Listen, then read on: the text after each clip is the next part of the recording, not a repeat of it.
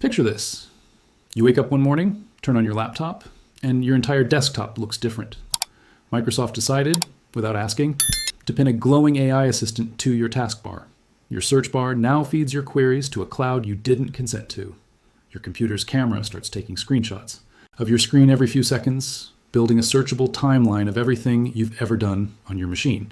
You didn't ask for any of it. You didn't approve it. It just appeared. Now imagine that happening to 500 million people simultaneously. That is not a hypothetical.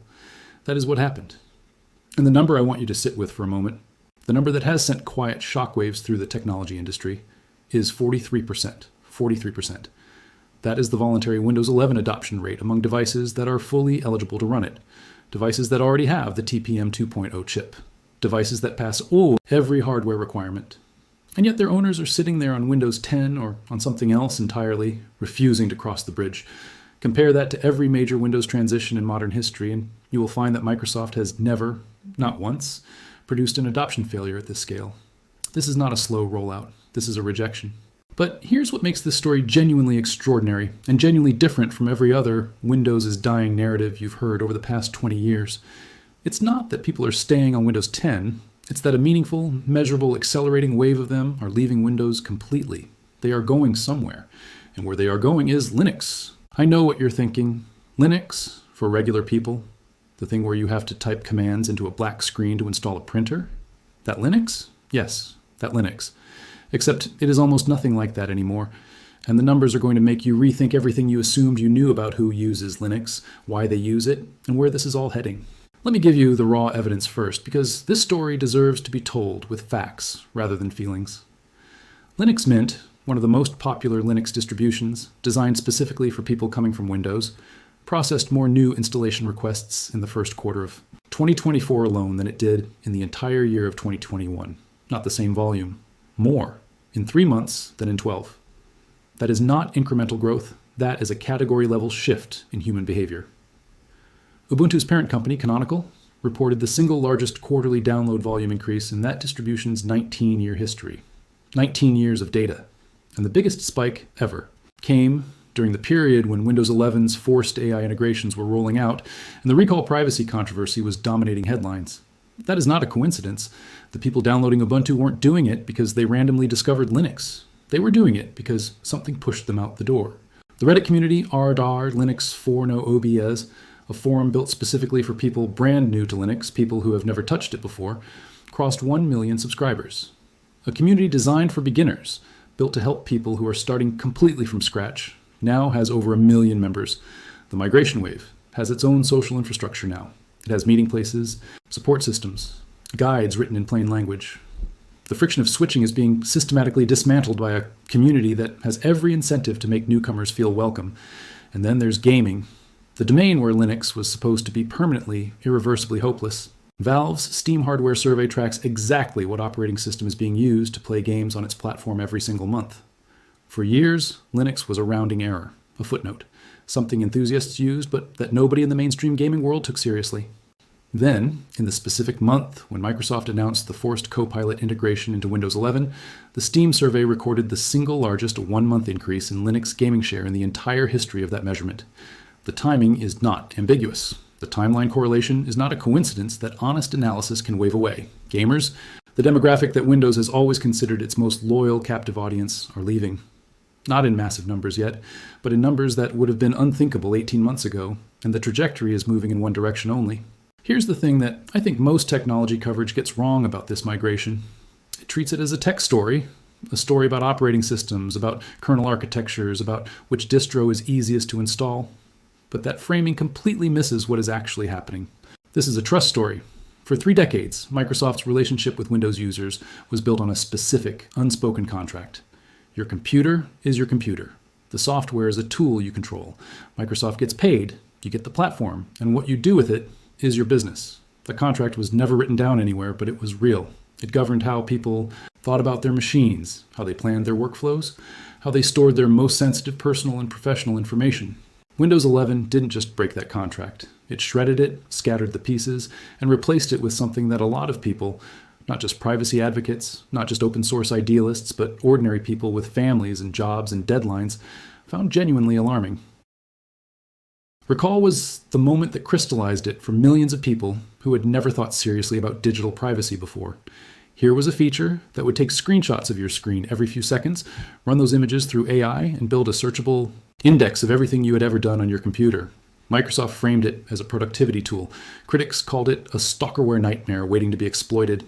The feature was eventually delayed and made opt-in after a public outcry, but the damage was done. People had seen behind the curtain. They had learned something about the direction Microsoft was heading, and they did not like what they saw. Forced AI integration was the second layer, not optional AI. Not AI you could install if you wanted it. AI embedded so deeply into the operating system that opting out became technically cumbersome, in some cases, nearly impossible.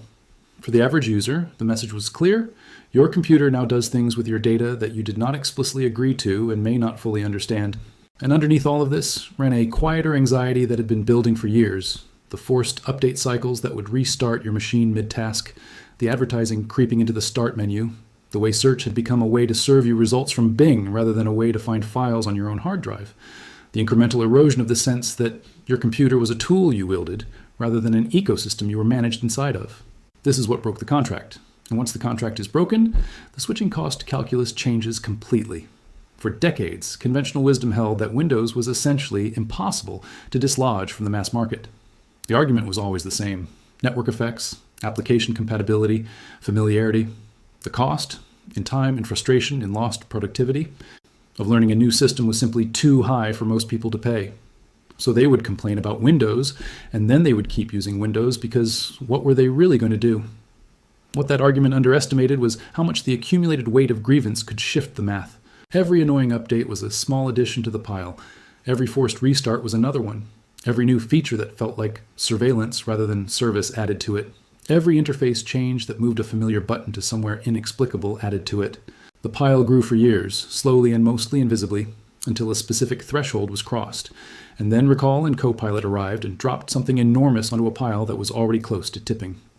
The switching cost didn't shrink, but the cost of staying began to feel real in a way it hadn't before. And when those two numbers become comparable, people move. Now let me walk you through the 4 populations that are actually doing the moving, because this is where the story gets genuinely surprising. The first group, and in some ways the most important for understanding the long-term trajectory, is students, specifically university students in technology-adjacent fields. Here's how it works. A student arrives at a computer science or engineering program. Their coursework requires them to connect to university servers via SSH. Those servers run Linux. Their assignments are graded in Linux environments. The tools they are taught, the compilers, the development frameworks, the deployment pipelines, are all designed around Linux as the native environment. They spend 4 years becoming fluent in a Linux workflow inside their university's infrastructure. Then they go home to their Windows laptop and everything feels slightly wrong. The commands don't transfer. The environment doesn't match. The development setup they built their skills around exists on one side of a wall, and their personal machine exists on the other. Some of them decide to simply remove the wall. They install Linux on their personal laptop. Maybe dual boot at first, cautiously, keeping Windows around as a safety net.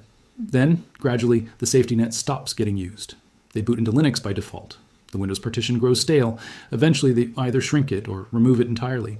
This has been happening for years, but it used to be a minority within the technical student population. What has changed is the scale. The installed base of Linux fluent graduates entering the workforce has reached a size where their platform preferences begin to influence the organizations they join. When enough people at a company are comfortable on Linux and mildly allergic to Windows, the conversation about enterprise Linux desktops starts happening at the management level rather than being dismissed as a niche preference. Which brings us to the enterprise dimension, the part of this story that is, frankly, the most consequential for Microsoft's long-term position. Enterprise IT is slow. Slower than consumer tech, slower than the developer community, slower than gaming. Corporate procurement cycles move on timescales of years, not months. But that slowness works in both directions. Once enterprise IT starts moving towards something, it tends to keep moving in that direction for a very long time. And the signals coming out of enterprise IT right now are more significant than anything the consumer adoption numbers show. The Windows 11 Copilot integration created a specific concrete problem for enterprise, legal, and compliance teams. When AI features process data on enterprise machines, questions arise. What data is being processed? Where is it going? Who can access it? How does it interact with regulatory frameworks around data privacy, financial information, healthcare records? Microsoft's answers to these questions The architecture of how Copilot handles enterprise data required serious evaluation by legal teams at major organizations, and that evaluation created friction. Deployments slowed.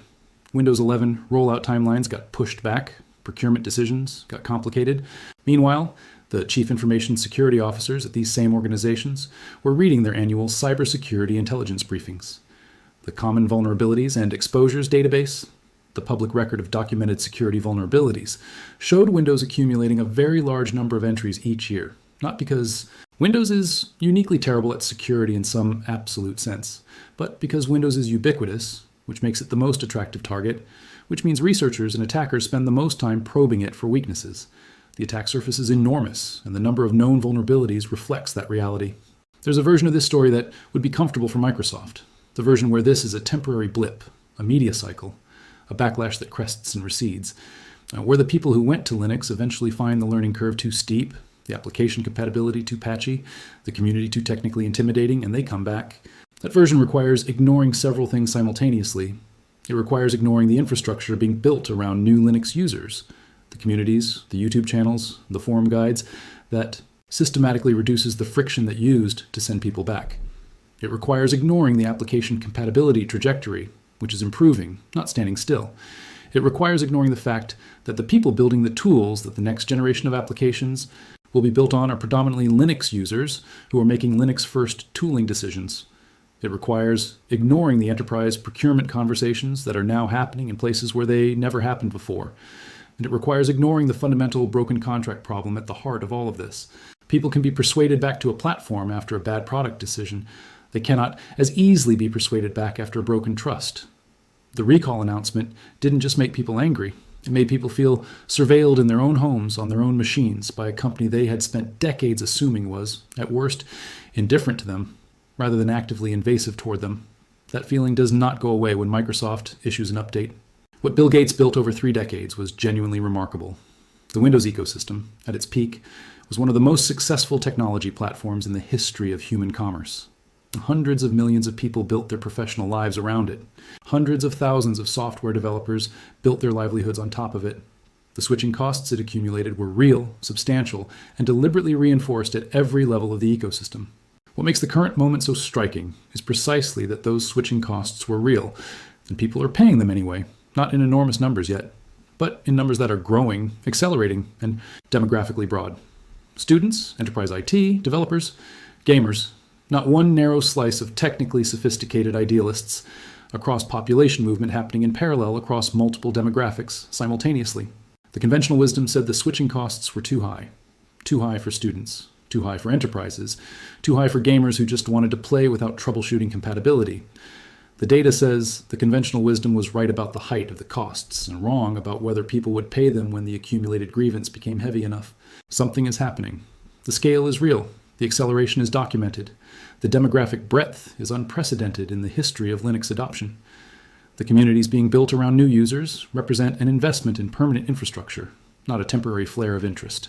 Whether this becomes a tidal shift or remains a significant but bounded correction depends on decisions that haven't been made yet. Decisions by Microsoft about how aggressively to pursue AI integration, by Valve about how much to continue investing in Linux gaming compatibility, by Enterprise, CIOs about how much regulatory and security risk they are willing to absorb for the sake of platform familiarity, and by the Linux community about how welcoming and accessible it can continue to make the experience of arriving from Windows. What is not in doubt is that the era in which the answer to why not just switch was automatically, and obviously, because the switching costs are too high, is ending. The era in which Windows could take its user base's loyalty for granted, where the contract between Microsoft and its users was assumed to be self-renewing regardless of how it was managed, has already ended, the users noticed.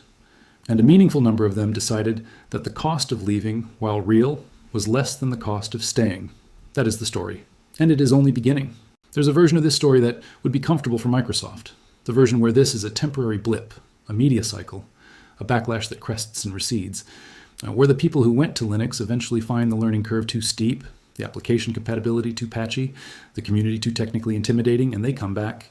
That version requires ignoring several things simultaneously. It requires ignoring the infrastructure being built around new Linux users, the communities, the YouTube channels, the forum guides, that systematically reduces the friction that used to send people back. It requires ignoring the application compatibility trajectory, which is improving, not standing still. It requires ignoring the fact that the people building the tools that the next generation of applications will be built on are predominantly Linux users who are making Linux-first tooling decisions. It requires ignoring the enterprise procurement conversations that are now happening in places where they never happened before. And it requires ignoring the fundamental broken contract problem at the heart of all of this. People can be persuaded back to a platform after a bad product decision. They cannot as easily be persuaded back after a broken trust. The recall announcement didn't just make people angry. It made people feel surveilled in their own homes, on their own machines, by a company they had spent decades assuming was, at worst, indifferent to them rather than actively invasive toward them. That feeling does not go away when Microsoft issues an update. What Bill Gates built over 3 decades was genuinely remarkable. The Windows ecosystem at its peak was one of the most successful technology platforms in the history of human commerce. Hundreds of millions of people built their professional lives around it. Hundreds of thousands of software developers built their livelihoods on top of it. The switching costs it accumulated were real, substantial, and deliberately reinforced at every level of the ecosystem. What makes the current moment so striking is precisely that those switching costs were real, and people are paying them anyway. Not in enormous numbers yet, but in numbers that are growing, accelerating, and demographically broad. Students, enterprise IT, developers, gamers, not one narrow slice of technically sophisticated idealists, a cross-population movement happening in parallel across multiple demographics simultaneously. The conventional wisdom said the switching costs were too high for students, too high for enterprises, too high for gamers who just wanted to play without troubleshooting compatibility. The data says the conventional wisdom was right about the height of the costs and wrong about whether people would pay them when the accumulated grievance became heavy enough. Something is happening. The scale is real. The acceleration is documented. The demographic breadth is unprecedented in the history of Linux adoption. The communities being built around new users represent an investment in permanent infrastructure, not a temporary flare of interest. Whether this becomes a tidal shift or remains a significant but bounded correction depends on decisions that haven't been made yet. Decisions by Microsoft about how aggressively to pursue AI integration, by Valve about how much to continue investing in Linux gaming compatibility, by enterprise CIOs about how much regulatory and security risk they are willing to absorb for the sake of platform familiarity, and by the Linux community about how welcoming and accessible it can continue to make the experience of arriving from Windows. What is not in doubt is that the era in which the answer to why not just switch was automatically, and obviously, because the switching costs are too high, is ending. The era in which Windows could take its user base's loyalty for granted, where the contract between Microsoft and its users was assumed to be self-renewing regardless of how it was managed, has already ended, the users noticed. And a meaningful number of them decided that the cost of leaving, while real, was less than the cost of staying. That is the story. And it is only beginning.